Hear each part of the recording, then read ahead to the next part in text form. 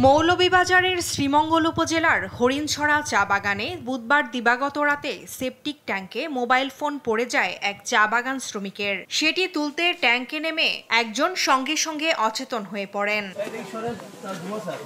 তাকে তুলতে একে একে আরো ৩ জন ট্যাঙ্কে নামেন এবং সবাই অচেতন হয়ে পড়েন। তারপর আরো একজন নামলে তাকে অসুস্থ অবস্থায় উদ্ধার করে স্থানীয়রা। পরে তাদের মৌলভীবাজার ২৫০ শয্যা বিশিষ্ট সদর হাসপাতালে নেওয়া হলে কর্তব্যরত চিকিৎসক রানা নায়েক, শ্রাবণ নায়েক, কৃষ্ণ রবি দাস ও নিপেন ফুলমালিকে মৃত ঘোষণা করেন। আহত Robi Banerjee Sylhet MG Osmani medical college হাসপাতালে চিকিৎসাধীন আছেন। রানা পটনায়কে 10:30টার সময় লেফটিনে যায়। লেফটিনটা মানে কাঁচা লেফটিন আর চারিপাশে মানে বৃষ্টিতে পচে যাওয়ার কারণে সে লেফটিনে যাওয়ার সাথে সাথে মানে ধসতে পড়ে যাওয়ার সাথে সাথে ওনার ভাই শ্রাবণ পটনায়ক উনি গিয়ে তাকে উদ্ধার করে মানে তুলা দিতে চায় আর কি। তখন ওনার সাথে সাথে সেও মানে পড়ে যায়।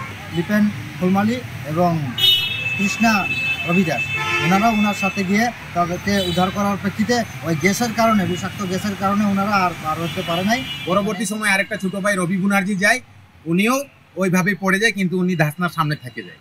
তখন আমাদের ওইখানে সঞ্জয় ভূমিজ এবং প্রতিবেশী যারা ওনারা যায়, পুল বাস আছে না, পান্তুলার পুল বাস ঢুকাই কেরোসিন ঢালি গ্যাসটা করি মানে চারিদিকে কেরোসিন ঢালি এদেরকে উদ্ধার করে।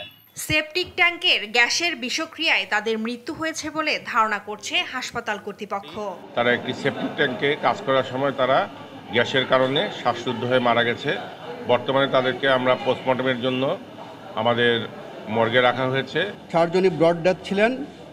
আমাদের কর্তব্যরত চিকিৎসক ওনাদেরকে মৃত ঘোষণা করেন এবং একজনের অবস্থা সিরিয়াস ইনজুর্ড ছিল, যিনি আরও 1 ঘন্টা পরে আসেন এবং ওনাকে আমরা উন্নত চিকিৎসার জন্য Sylhet MG Osmani medical college হাসপাতালে রেফার করি।